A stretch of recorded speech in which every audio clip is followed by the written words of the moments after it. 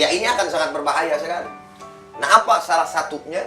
Yaitu daripada kerusakan yang diakibatkan oleh ria tersebut, para pemirsa sekalian yang sama dirahmati oleh Allah Subhanahu wa taala. Coba kita susun satu persatu. Di sini saya mempunyai catatan. Salah satunya adalah orang yang berbuat ria itu merupakan orang-orang yang masuk dalam kategori serta ciri orang-orang yang munafik. Ini terdapat dan termaktub di dalam surat An-Nisa ayat 142.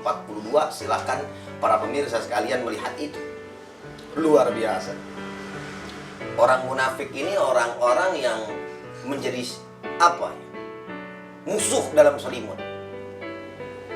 Orang-orang munafik itu bukan hanya zaman sekarang saja. Dari zaman Nabi Muhammad SAW masih hidup, berdakwah, banyak orang munafik, saudara. Dan salah satu ciri orang munafik ria. Dia selalu memamerkan, dia selalu membuka apa yang memang menjadi amal ibadah dia, atau misalkan suatu kebaikan gitu loh. Sehingga dilihat, termasuk ingin dilihat oleh baginda Nabi besar Muhammad SAW, padahal niatnya bukan karena Allah Subhanahu wa taala. Itu orang munafik.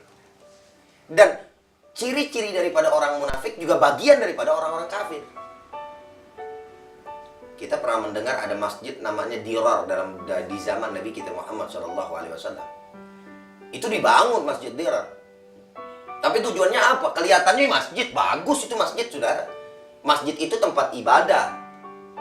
Secara bahasa masjid itu adalah isim makan, tempat sujud. Walaupun asalnya adalah masjad, masjadun, tapi menjadi masjid karena keumuman bahasa tersebut. Keluar daripada disiplin ilmu bahasa Arab. Namun itu tetap diakui oleh ulama-ulama kita dan kita pakai. Karena apa? Karena di dalam Al-Quran bahasanya masjid, bukan masjid. Jadi bahasa Arab pun kalah. Ilmu apapun tetap harus mengikuti koridor yang ada di dalam Al-Quran, walaupun pada dasarnya disiplinnya seperti itu. Ala kulli hal masjid saja.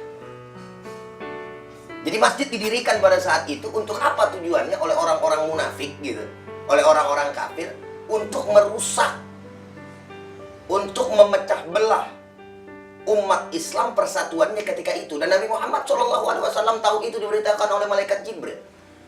Ria mereka. Dan mereka termasuk golongan orang-orang yang munafik.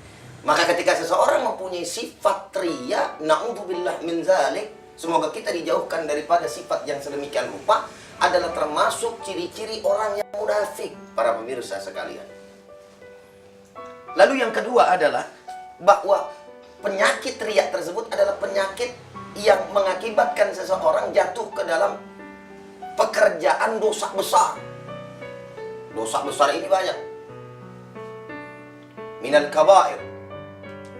Termasuk misalkan kita durhaka kepada orang tua, meninggalkan ibadah sholat dan seterusnya, itu merupakan bagian daripada dosa besar. Dan salah satunya adalah melakukan sifat yaitu riya, memamerkan amalan-amalan tersebut.